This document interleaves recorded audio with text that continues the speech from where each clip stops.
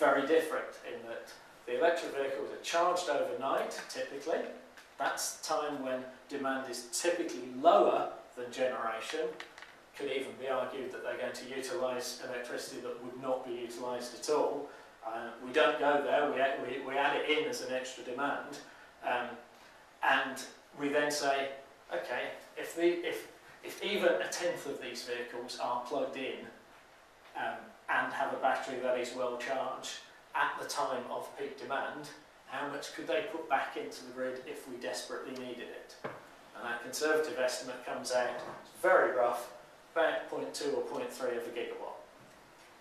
I'll add that in there. 3.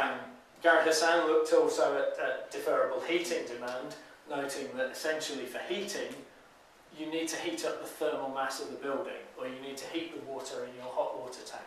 The exact timing of when you do that is far less important than the total amount that goes into the system. So yeah, there will be times when you come in, the house is cold, you turn the heating up. But more generally, the time that heating system will draw electricity to warm up the house can be when there is most electricity available. And in particular, one interesting factor is that you're most likely to lose heat from a building when the wind is blowing. So actually, when you need some more heat, there's likely to be renewables on the grid. Still calm conditions, even still calm cold conditions, the heat loss from buildings is a lot less. So that's a natural deferrability. The estimate there, again, very rough. These are sort of order of magnitude figures, so I'm cheating a bit to add them up the way I am, but you'll see where it takes us. 0.3 to half a gigawatt. Smart metering is the other thing in deferrable demand. You heard of smart meters? Can I have a show of hands? Heard of smart meters? Oh, good. Those of you who didn't raise your hand, you are going to get one. There is a rollout planned. It's not going to come tomorrow, but by 2020, the theory is every house in the UK, every business in the UK will have a smart meter, which will be able to control some of your appliances such that it will reduce demand at times when there is less power available on the grid and increase it when there is more power available on the grid. And in particular, freezers, fridge freezers, those sort of appliances, most of the time need not a steady trickle of power, but just a certain amount of power over a 24-hour period. So the estimates from trials in the US and Canada is that smart metering can take about 10 to 15% off the daily peak demand. And based on our 6.1 gigawatt figure, that's 0.4 to 0.6. Smart metering. So I'm not going to add it up as I go along. I don't think we've got time. Anyone with the math skill can do it, and I'll add it up when we get to the last addition to it. I was going to say a little bit about what we're doing with why we're going to electric vehicles, why we're going to electric heating. So we're not doing it for the deferrability, that's a side benefit. Peak oil, of course, is a big issue for vehicle power because those liquid fuels are a particular subset of the energy that we have available. And at the moment, they're driving markets to biofuels. And biofuels, forgive my language, are terrible. There are very, very few biofuels that are, in any sense, a benefit in climate change terms. The chart there, it's hard to see, but the line along the middle, the line that says 1, that's the line at which the carbon saving from the biofuel is exactly matched by the additional carbon emissions as a result of clearing the forest to grow it, or tilling the land, or adding the fertiliser, putting all those factors together. And as you can see, for all but sugarcane, pretty much, we're in negative territory. Biofuels are warming the planet.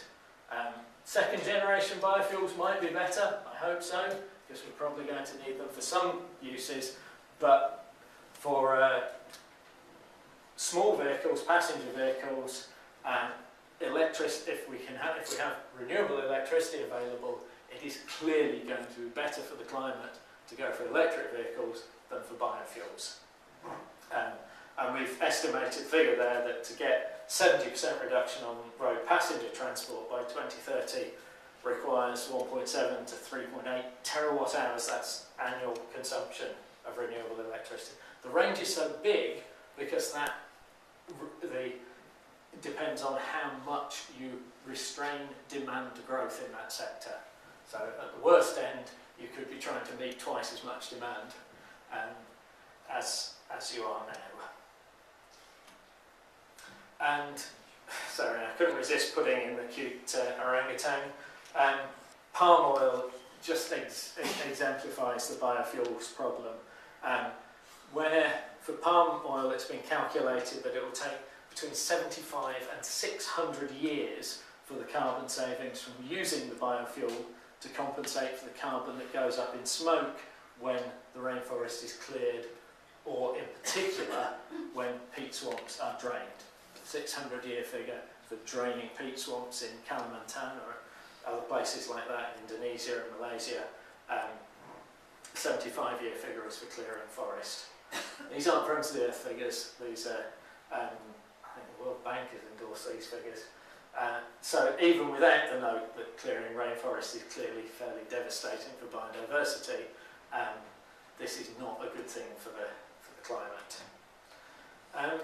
Going back to generation just for a moment, I wanted to say another conservative thing that the research does is not to take any account of the potential for micropower, microgeneration at household scale, with the exception of heat pumps. And heat pumps is a tool that is used to calculate how much electricity we might use to make 40% of our heating renewable based on electricity. But that's quite that suggests that we're missing a potential chunk of additional electricity. And depending on how much of it comes from PV as opposed to wind, it could be something that adds into the mix well in terms of reducing the variability. So the estimates here are that by 2030 in Scotland you could be looking at 7 terawatt hours, about 50% of domestic electricity, and up to 15 terawatt hours of heat.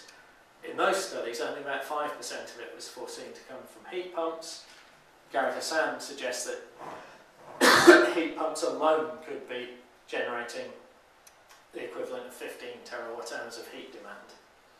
And just so you don't think I'm scamming you later, heat pumps work in a way that is relatively efficient. So you put in units of electricity. For every unit of electricity you put in, you get out 3 to 4 units of equivalent units of heat. So 15 terawatt hours of heat demand requires 5 terawatt hours of electricity to replace it. ECU at Oxford had an even more optimistic estimate for 2050. I'll just leave that on the slide, you can see it there.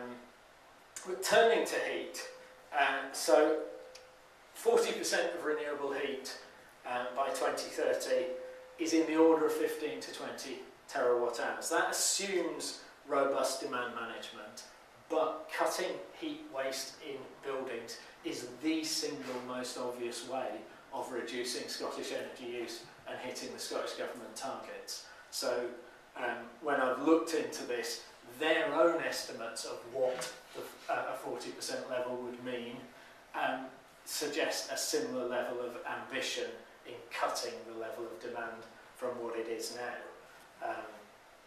So that 5 terawatt hours of electricity to generate 15 on top of other measures that are being targeted in the next few years is how you get to 40% of domestic heat coming from renewable sources. We also don't look at in any depth at combined heat and power systems, which is, in one sense, it's a shame because it's a very efficient way of using fossil fuels if you're going to use fossil fuels, or an efficient way of using biomass is to capture the heat at the same time as capturing the power. And this chart just shows in conventional generation how little of the energy